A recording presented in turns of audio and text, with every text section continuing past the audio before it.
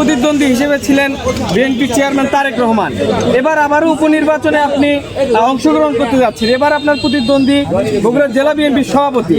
সেই বিষয়ে আপনি কতটুকু আশাবাদী এবং আপনার নির্বাচনের প্রতিশ্রুতিগুলো কি থাকবে এবার? ধন্যবাদ। বগুড়া সদরে ইতিপূর্বে নির্বাচন করেছিলাম বিএনপির চেয়ারপারসন জনাব তারেক রহমানের বিরুদ্ধে নির্বাচন করেছি।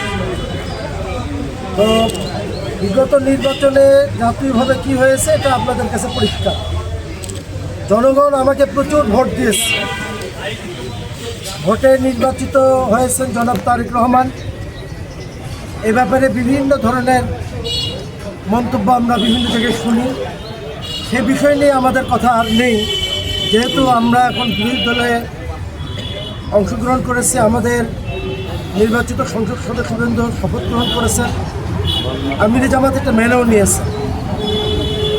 আগামী নির্বাচন নিঃসন্দেহে যেটা উপনির্বাচন, এখানে জনাব তারেক রহমান নেই, এখানে জেলা বিএনপির সভাপতি আছেন।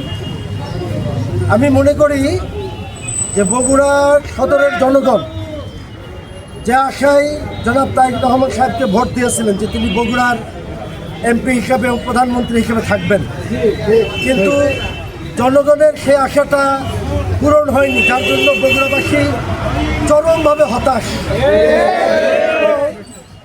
আগামী নির্বাচনে জনগণ এই হতাশা থেকেই আমার বিশ্বাস এবার আমাকে নির্বাচিত করবেন ইনশাআল্লাহ।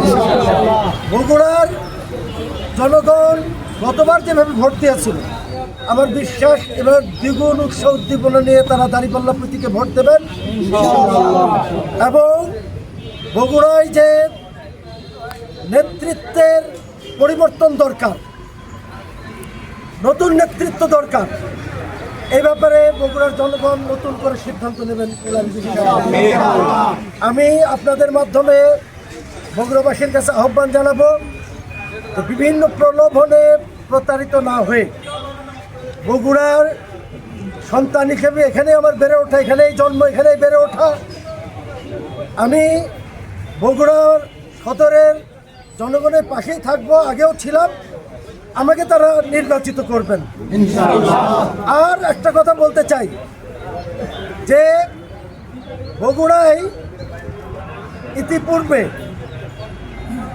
নির্বাচনে যেভাবে আমরা ইঞ্জিনিয়ারিং বলি বা বিভিন্নভাবে যেটাই বলি, এটা যদি এবার কর্তৃপক্ষ প্রশাসন এ ব্যাপারে এরকম কোনো ভূমিকা নেয় এবং বর্তমান যে দল সরকারে আছে তারাও যদি এটা সমর্থন করে, এটা আমাদের চেয়ে তাদের ক্ষতি বেশি হবে।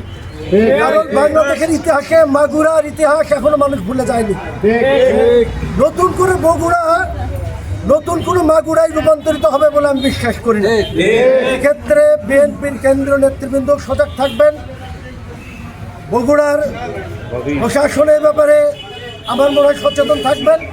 নতুন কোনো মাগুরার জন্ম বগুড়ায় আর হবে না বলে আমি যদি এখানে ইঞ্জিনিয়ারিং না হয়, সুষ্ঠু নিরপেক্ষ নির্বাচন হয়, আমার বিশ্বাস বগুড়ার নেতৃত্বের পরিবর্তন আসবে। বগুড়ায় জামায়াতে ইসলামী দাঁড়িপাল্লা বিপুল ভোটে নির্বাচিত হবে ইনশাআল্লাহ।